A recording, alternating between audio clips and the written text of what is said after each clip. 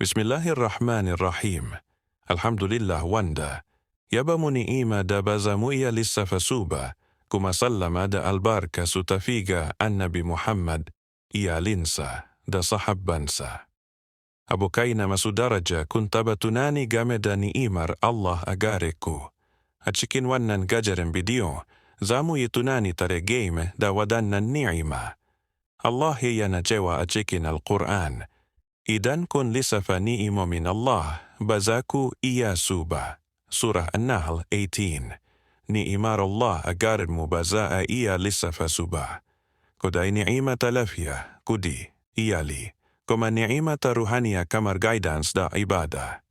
Tunanin wadannan ni'ima yana samujin godiyar, kuma yana karfafa imaninmu. Muna bukatar gode wa Allah a kowane lokaci kan wadannan ni'ima da ba su da kaya dewa. Mutsaya na dan lokaci mutuna da alfarmar Allah a cikin kowane abu, kuma mu nemi Allah ya sanya mu daga cikin masu godiya gare shi. Assalamu alaikum wa rahmatullahi wa barakatuh.